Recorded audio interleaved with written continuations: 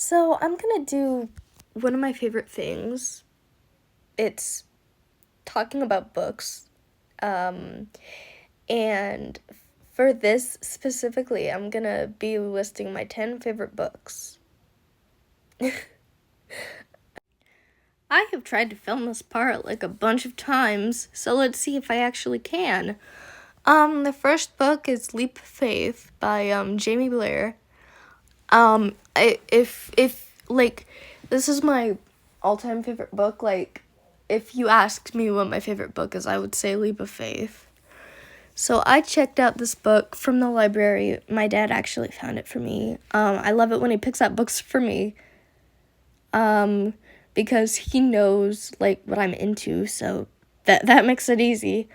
In like 2021 or something, I think, and I read this either once or twice, or I don't know, until I forgot about it. And then I remembered it, but I could only remember the plot. A teenage girl flees the country with her abusive mom's baby, and she gets a boyfriend, and she puts the girl up for adoption at the end. And I love this book. It's my, I love it so much. There was supposed to be a sequel because I looked up online one time if there was gonna be one. And there was like a Goodreads like Q&A thing, which I didn't know that they could do that. I have Goodreads, but I don't use it because I prefer like writing down my to be read. I did use it once when my to be read got too long, but I don't really use it that much anymore. And the author said there was, but it got canceled. Which is really sad because this book deserves a sequel, and the sequel was called Finding Faith. But she did post online, responding to that comment, the original ending of Leap of Faith that was rejected by her publishing, and I read it, and it was really good. So, this is a good book. You really need to read this. Okay, next book. It's pretty self-explanatory. This book is really good. I mean, if you think this book is bad, then that's your opinion. This book is really good. I found this at a bookstore.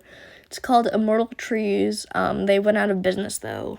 And it was the last book I got there.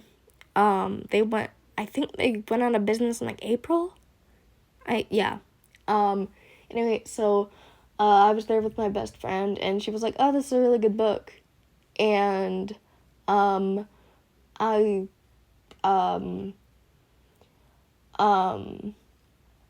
got it, and it is a really good book. She was right. I've seen the movie, but I haven't seen the musical. I want to see the musical. It's on my list of musicals to watch. I actually have 2 copies, and this copy I just got recently at Target because, and it's the same book except for a different cover. Look at how small that is. It was wedged in between 2 books, so it would get, like, pushed to the back, and it would disappear. But just, I love it. It's such a good book. Okay, the next one is Admission by Julie Buxbaum, and I haven't really heard a lot of people talk about this one either. I think this one came out like 2020. It's about the college admission scandals. This was the first book of 2021 that I got. It's another great book. It's by one of my favorite authors. You could probably guess my other favorite author. If you haven't read this book, you need to read this book. It's really good. The next book is They Both Die at the End. It's another really good book. This one's like slightly more popular. It's on booktalk. Of course it's popular, and I have the first one too. But I have the first one, and then it's the second one, because technically that one's a prequel, You probably already knew this, but it's really good. Between that one and the sequel, I would say I like this one better. I've only read it once though.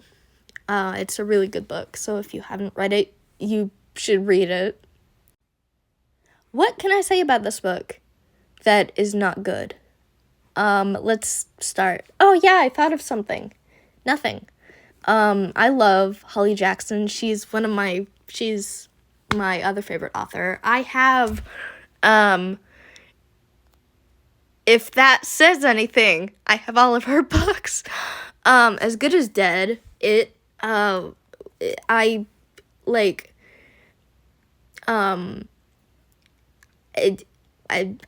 it had so many plot twists. I loved it, but I think I would say that my favorite book in the series would probably be the first one. This book is amazing. I love it. Oh yeah, another thing for the first to die at the end. I got it on sale on Amazon for like $15. But it was like $20 for the hardcover. I've never paid $20 for a hardcover. So I don't know why I just said that. But anyway, this book it's so good. It's so good. I love it. I love it so much. The series, I love the series too. And the fact that we're getting another season directed by... No. What? No, I said that wrong. The screenplay is written by Holly Jackson herself. And so that has to be good.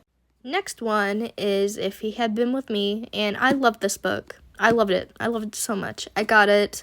I remember the exact date that I got it because it was the day that I went to a Pentatonics concert for the first time, and I loved it. I loved the concert. The concert was amazing. It's in my photos in an album titled The Best Night of My Life, but the best night of my life might be overtaken by the fact that I get to go see Dear Evan Hansen in March, but we'll see. Anyway, I did not cry over this book. I don't cry over books. I love the collector's edition, though. The collector's edition is so pretty, and I'm not even sure if this counts, if it's the same, but I don't really care. And then, the sequel. I got the sequel, not the day it came out. Yeah, the day it came out, I don't know. I don't remember. I think I got it at the beginning of the year. It is the only book that has made me cry. Ever. Like, I've never cried over any book harder than I have with this one. Like, my favorite character is Autumn. Because, I don't know, like, her point of view is just told so beautifully. Like, I love it. Not this book. I'm still talking about this one. And she wrote a book, and I'm writing a book, and she's like super into like language arts and stuff, and so am I. Like, I love like writing, reading, just anything. I've read 27 books this year so far, and it's not even February yet. I'm gonna have to make a part 2. Anyway, part 2, I'm really sorry because I know that like some people don't like part 2s. Anyway, so yeah, I love both of them. I think my favorite book in the series has to be this one. I love, like, the point of view. I love that, like, the point of views are, like, stretched out in this one, though. I think my favorite chapter, I don't know what my favorite chapter is. I love that the chapters were, like, really short, though. That's the only thing that I can tolerate with long books. Like, if it's a long book and it has like short chapters, like look at this, look at this, look at this, 17, 18, really short, and it is a not long for everybody, but long for me. 389 pages. Wait, no.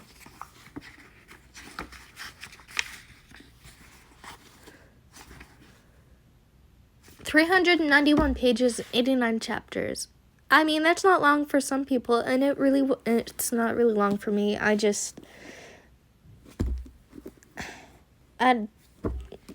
it's not really. Next one.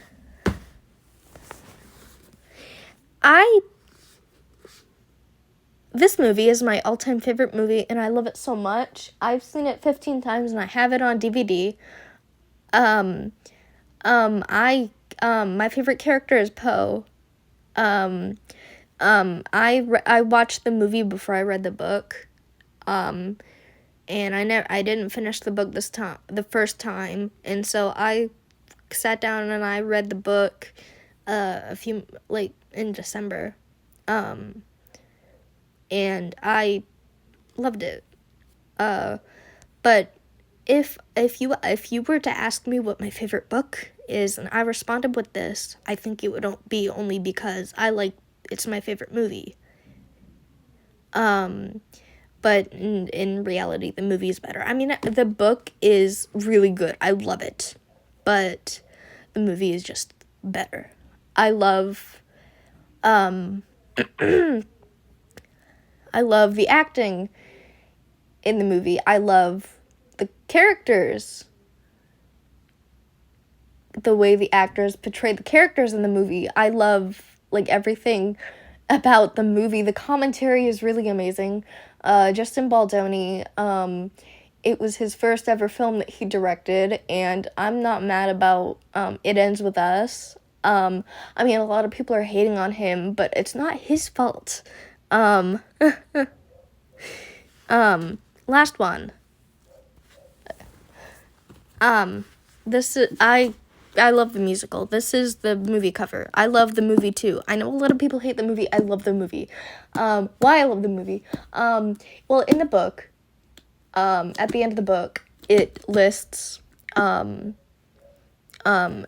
goes to find a yearbook, and it's all of 10 of Connor's favorite books, I think, and he reads them, and that was in the movie, and I loved it. Is it better than the musical? No, the musical is definitely better, but I don't get why people have to hate on the movie. The movie's just as good. Calm down. And I love it because